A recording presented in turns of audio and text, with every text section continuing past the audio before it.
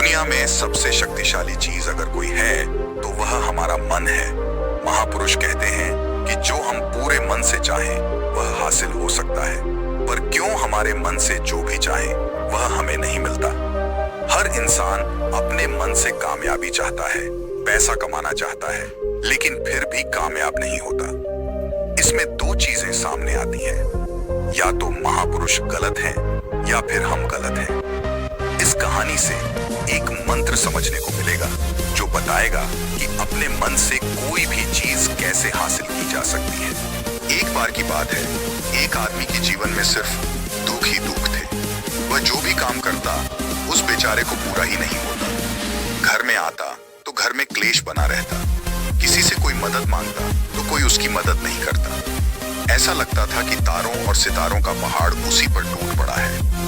उसे समझ नहीं आ रहा था कि वह दुखों से बाहर कैसे आए। रात यही सोचता रहता कि अपने दुखों से छुटकारा कैसे पाना है। इसी कारण से वह रात में सो भी नहीं पाता था। उसकी आंखों के नीचे बड़े बड़े काले घेरे बन गए थे, जो इस बात का प्रतीक थे कि वह आदमी कितना दुखी है और कितना चिंतित है। कभी कभी तो उसके मन में आत्महत्या करने के भी ख्याल आते थे, लेकिन अपने परिवार की चिंता करके कोई कदम नहीं उठा पाता था। वह इतना दुखी हो गया कि उसने निर्णय किया कि वह इन दुखों से छुटकारा पाकर रहेगा। इसके लिए चाहे उसे कितनी भी मेहनत करनी पड़े, कुछ भी करना पड़े, चाहे अंगारों पर चलना पड़े, लेकिन इन दुखों से छुटकारा हासिल करके रहेगा। एक दिन उसने अपने मित्र से पूछा कि अपने जीवन को कैसे सुधारूं। उसके मित्र ने उसे बताया कि तुम किसी बाबा के पास जाओ। बाबाओं के पास ऐसा मंत्र होता है जिससे सारे दुख मिट जाते हैं, जीवन खुशियों से भर जाता है और धन संपदा भी हासिल हो जाती है। तुम किसी ऐसे बाबा को ढूंढ लो, बस तुम्हारा काम बन जाएगा। उस आदमी के मन में यह बात पूरी तरह से बैठ गई कि कोई बाबा ही उसका दुख दूर कर सकता है। इसीलिए जब भी उसे किसी बाबा के बारे में पता चलता, वह तुरंत उनके पास पहुंच जाता। वह बाबा को अपनी समस्या बताता और उनसे समाधान पूछता। वह कहता, बाबा, मैं कुछ भी करने के लिए तैयार हूँ, लेकिन मुझे मेरी समस्याओं से छुटकारा दिला दीजिए। आप जो कहेंगे मैं वह करूंगा, लेकिन मेरे जीवन को सुधार दीजिए। बाबा उसे कुछ टोने टोट के बता देते और बदले में दान दक्षिणा ले लेते थे। बाबा कहते, यह टोना टोटका करने के बाद तुम्हारे घर में सुख शांति बनी रहेगी, बस इसे पूरी विधि के साथ करना। वह आदमी घर लौटकर पूरी विधि के साथ टोने टोटके करने लगा, लेकिन टोने टोटके करने के बाद भी उसके जीवन में कोई बदलाव नहीं आया, बल्कि उसके जीवन में और ज्यादा दुख बढ़ गए। जो भी बाबा उसे टोना टोटका बताते थे, वे बदले में दान दक्षिणा लेते थे, जिससे उसका धन भी धीरे धीरे खत्म हो रहा था। इससे उसके जीवन में दुख और बढ़ गए। तब उसे लगा कि बाबाओं के पास जाने से मेरे जीवन में दुख कम होने की बजाय और बढ़ते जा रहे हैं। तब किसी ने उसे सुझाव दिया कि वह अपने घर में किसी पंडित को बुलाकर हवन करवा ले।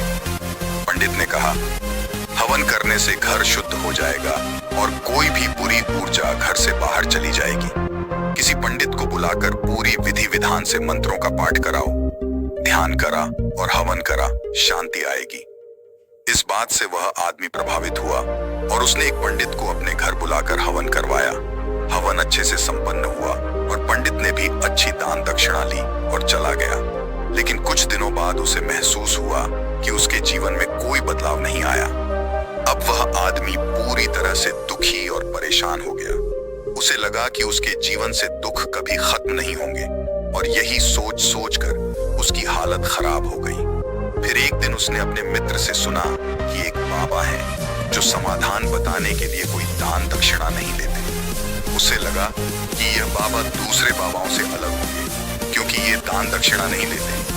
यही सोचकर वह बाबा के पास पहुंचा। जब वह वहां पहुंचा तो बाबा ध्यान में बैठे थे। उसे देखकर बाबा ने पूछा, बच्चा, क्या चाहते हो? बाबा के पास क्या लेने आए हो? उस आदमी ने कहा, बाबा, मैं अपने जीवन से बहुत परेशान हूँ। मेरे जीवन में दुखों की कोई कमी नहीं है, बल्कि बढ़ते जा रहे हैं। मुझे समझ नहीं आ रहा कि मैं क्या करूँ। कभी कभी तो मैं आत्महत्या करने की सोचता हूँ, लेकिन अपने परिवार की सोचकर ऐसा कदम नहीं उठा पाता। मैंने आपके बारे में बहुत सुना है और मैं बहुत उम्मीद के साथ आपके पास आया हूँ। कृपया मुझे कोई ऐसा मार्ग बताएं जिससे मुझे अपने दुखों से छुटकारा मिल जाए। मैं अपने दुखों से छुटकारा पाने के लिए कुछ भी करने को तैयार हूँ। आप मुझे जो भी रास्ता बताएं, चाहे वह कितना भी कठिन क्यों ना हो, मैं उसे पूरा करके रहूंगा। बाबा ने महसूस किया कि वह आदमी सच में बहुत परेशान है। बाबा ने कहा, बच्चा, दुखों को दूर करने के लिए मंत्र ऐसे ही नहीं मिलते। मंत्र पाने के लिए कुछ करना पड़ता है। क्या तुम कुछ कर सकते हो? पहले तो उस आदमी ने सोचा कि यह बाबा भी मुझसे दान दक्षिणा मांगेंगे, लेकिन उसने कहा, बाबा, आप जो भी दान दक्षिणा चाहेंगे मैं देने को तैयार हूं, लेकिन आपका मंत्र सच्चा होना चाहिए और उसका फल मुझे मिलना चाहिए। बाबा ने कहा, दान दक्षिणा तो बहुत छोटी सी चीज है, मुझे वह नहीं चाहिए। उस पर वह आदमी सोच विचार करके बोला, तो बाबा, मैं अंगारों पर भी चलने के लिए तैयार हूं, आप बस मुझे आज्ञा दें। बाबा ने कहा, अंगारों पर चलना तो बहुत छोटी बात है, मैं तुमसे कुछ और करना चाहूंगा। यह बहुत कठिन मंत्र है, क्या तुम इसे पूरा कर पाओगे? उस आदमी ने कहा, बाबा, आप मुझे बताइए तो सही, मुझे क्या करना होगा? मैं कुछ भी करने को तैयार हूँ। बाबा ने कहा, जब तुम यहाँ से अपने घर जाओ तो रास्ते में अपने मन में बार बार दोहराते रहना कि मैं सुखी हूँ, मैं सुखी हूँ, मैं सुखी हूँ। बार बार अपने मन में यही दोहराना, और याद रहे, जुबान पर यह नहीं आना चाहिए, यह केवल मन में दोहराना है। यह सुनकर वह आदमी बहुत खुश हुआ और बाबा की बात मानकर चल दिया। इससे क्या होगा? बाबा बोले, इस मंत्र को करके देखो। वैसे भी तुमने कई बाबाओं के मंत्र किए हैं, तो इसे भी आजमा कर देख लो। आदमी ने सोचा कि बाबा कुछ दान दक्षिणा तो दे नहीं रहे और छोटा सा मंत्र है, इसे तो मैं कर ही लूंगा। वह बोला, ठीक है बाबा, मैं ये मंत्र जरूर करूंगा। आदमी ये कहकर वहां से उठकर चलने लगा। जैसे ही वह चलने लगा, पीछे से बाबा ने कहा, बच्चा, एक बात याद रखना, जब तुम ये मंत्र अपने मन में दोहराओ तो तुम्हारे मन में बंदर के विचार नहीं आने चाहिए, बंदर का ख्याल भी नहीं आना चाहिए, तभी ये मंत्र सिद्ध होगा। आदमी ने जवाब दिया, मुझे तो आज तक बंदर का कोई ख्याल नहीं आया, अब क्यों आएगा? आप चिंता मत कीजिए बाबा, मैं बस मन में यही दोहराऊंगा कि मैं सुखी हूं, मैं सुखी हूं। इसके अलावा बंदर का कोई विचार मेरे मन में नहीं आएगा। यह कहकर वह आदमी वहां से चल दिया। वह अपने मन में मैं सुखी हूं, मैं सुखी हूं दोहराते हुए थोड़ी दूर ही चला था कि उसके मन में अचानक बंदर का ख्याल आया और चला भी गया। उसने सोचा, आज तक तो मुझे बंदर का कोई ख्याल नहीं आया, आज क्यों आ गया? उसने उस विचार को पकड़ा और वह भूल गया कि उसे क्या मंत्र दोहराना है और बंदर के बारे में सोचने लगा। थोड़ी देर बाद जब उसे होश आया तो उसने फिर से अपना मंत्र दोहराना शुरू किया, मैं सुखी हूँ, मैं सुखी हूँ। लेकिन अचानक उसे सामने एक पत्थर दिखाई दिया और यह देखकर उसके मन में फिर से बंदर का विचार उठ गया। वह अपने अंदर से स्वीकार को बाहर देखना चाहता था और चाहता था कि किसी भी तरह उसके मन में बंदर का विचार न आए, लेकिन उसे सामने बंदर ही दिखाई दे गया। इस तरह करते करते वह घर पहुंचा और घर पहुंचने के बाद अपनी पत्नी से कहा, यह बंदरिया मुझे खाने में बंदर परोस दो।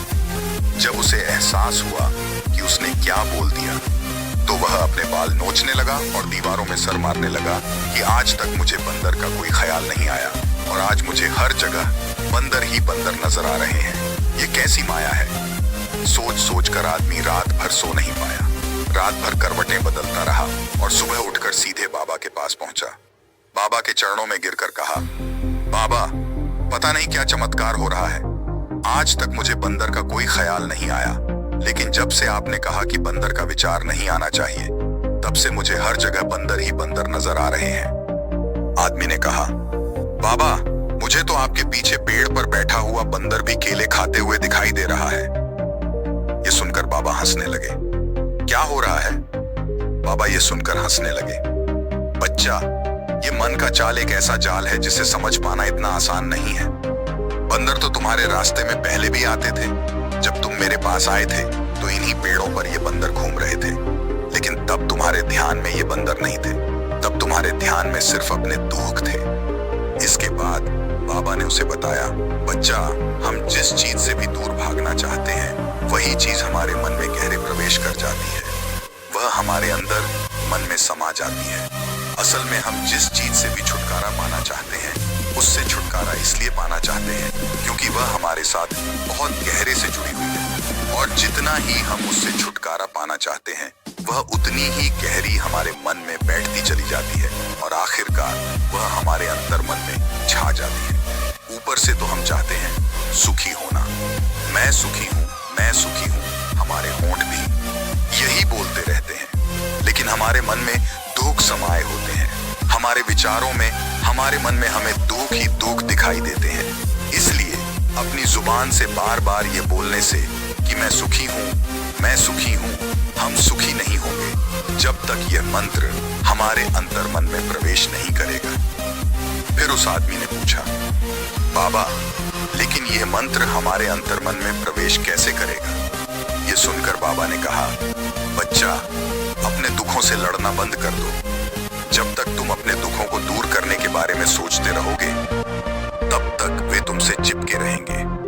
वे तो तुम्हारे अंदर मन पर अपना राज्य जमाए बैठे रहेंगे, और जिस दिन तुम दुखों के बारे में सोचना ही छोड़ दोगे और उनसे छुटकारा ही नहीं पाना चाहोगे, उसी दिन से तुम्हारी जिंदगी से दुख गायब हो जाएंगे। क्योंकि किसी भी चीज से छुटकारा पाने के लिए हमें उस चीज के बारे में सोचना पड़ता है, और हम जितना ही उस चीज के बारे में सोचते हैं वह उतनी ही गहरी हमारे मन में प्रवेश करती चली जाती है। हम अधिकतर समय दुखों के बारे में ही सोचते हैं। हम यही सोचते हैं कि हमारे जीवन में दुख है और हमें इससे छुटकारा पाना है। इसी वजह से बार बार सोचने से वह दुख हमारे अंदर मन में प्रवेश कर जाते हैं और हमें एहसास भी नहीं होता। इसलिए अगर तुम दुखों से छुटकारा पाना चाहते हो तो दुखों से छुटकारा पाने के बारे में सोचना छोड़ो, तुम्हें दुखों से छुटकारा मिल जाएगा। अक्सर आदमी धूम्रपान छोड़ना चाहता है, शराब छोड़ना चाहता है, सुबह अपने आप से वादा करता है कि मैं कोई भी गलत काम नहीं करूंगा, लेकिन शाम को जब लौटता है तो नशे में चूर होकर लौटता है। ऐसा क्यों होता है कि जो हम सोच रहे हैं वह पूरा कर ही नहीं पा रहे हैं। असल में हम उस चीज को बहुत ज्यादा तवज्जो दे रहे हैं, उसे बहुत ज्यादा अहमियत दे रहे हैं। जब भी हम उस चीज को छोड़ने के बारे में सोचते हैं तो हम उसकी विशेषता और ज्यादा बढ़ा देते हैं। हमारा मन उस चीज के बारे में जितना ज्यादा सोचेगा, शराब या धूम्रपान छोड़ने के बारे में जितना ज्यादा सोचेगा, हमारा मन उतना ही उस चीज के पीछे भागेगा। हमें उस चीज से लड़ना नहीं है, बल्कि बिना सोचे गुजर जाना है। और अगर इस मंत्र को हम समझ लेते हैं तो हम अपने जीवन में जो भी पाना चाहते हैं उसे अपने अंदर मन में डाल सकते हैं। और एक बार वह लक्ष्य हमारे अंदर मन में बैठ जाता है तो फिर सफलता पाने में कोई समस्या नहीं आती, कोई दिक्कत नहीं आती। तो दोस्तों, कैसी लगी आपको यह कहानी कमेंट सेक्शन में जरूर बताएं, और अगर अच्छी लगी तो इस चैनल को सब्सक्राइब करना ना भूलें। तो मिलते हैं अगली कहानी में, तब तक के लिए अपना ख्याल रखें। धन्यवाद और नमो बुद्धाय।